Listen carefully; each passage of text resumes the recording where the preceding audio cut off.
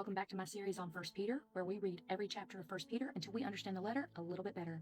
We're now on chapter 2, verses 11 through 17. So Peter has just reminded the believers of who they are. He says, "You're chosen, you're a royal priesthood, you are a holy nation, and you are God's own people." But now he's going to turn from identity to behavior.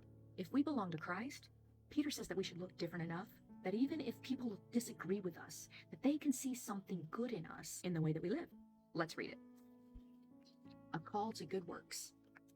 Dear friends, I urge you as strangers and exiles to abstain from sinful desires that wage war against the soul. Conduct yourselves honorably among Gentiles, so that when they slander you as evildoers, they will observe your good works and will glorify God on the day he visits. Submit to every human authority because of the Lord, whether to the emperor as the supreme authority or to the governors as those who sent out by him to punish those who do what is evil and to praise those who do what is good. For it is God's will that you silence the ignorance of foolish people by doing good. Submit as free people, not using your freedom as a cover-up for evil, but as God's slaves.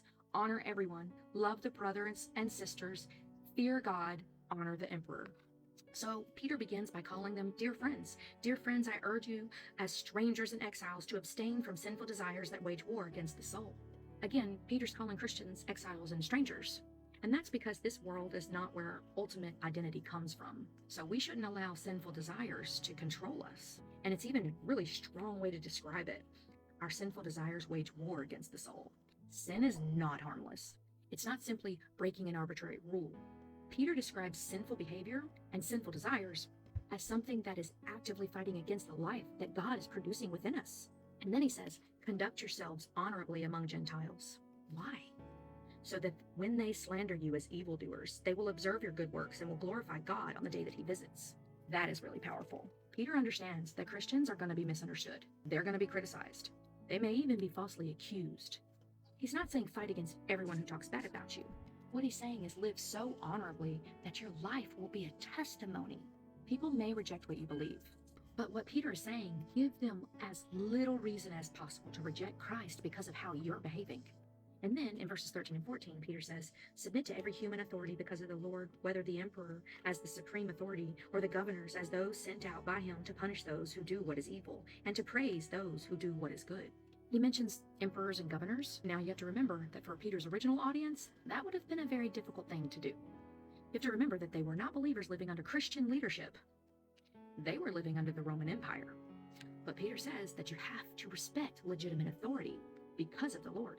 Christian submission is ultimately connected to our relationship with God. He's not saying that every government decision is automatically righteous. Scripture itself even limits submission to this. Paul says something similar in Galatians chapter 5, verse 13. For you are called to be free, brothers and sisters. Only don't use this freedom as an opportunity for the flesh, but to serve one another through love. So grace is not permission to live however you want. Grace frees us to live differently. And then verse 17 says, honor everyone, love the brothers and sisters, fear God, and honor the emperor. The order in which this was said is very important. It says, honor everyone, love the brothers and sisters, fear God, honor the emperor. It says honor everyone. Every single person bears dignity. And then it says love the brothers and sisters. There should be a special love between the people who are in the family of God. Fear God. Our highest reverence is to him alone. And then it says honor the emperor. Notice that Peter doesn't say fear the emperor. Fear God. Honor the emperor. See, human authorities deserve proper respect, and only God receives the ultimate allegiance.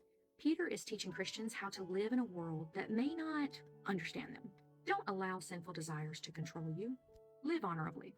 Do good, even when people speak badly about you. Respect legitimate authority. Use your freedom to serve God rather than serve yourself. Honor people. Love the church. Fear God. And here's the big idea. You don't have to win every argument to be a witness for Christ. Sometimes your biggest testimony is living so honorably, so faithfully, and so consistently that even people who disagree with your faith can see Christ reflected in your life. Come back as we finish the rest of chapter 2.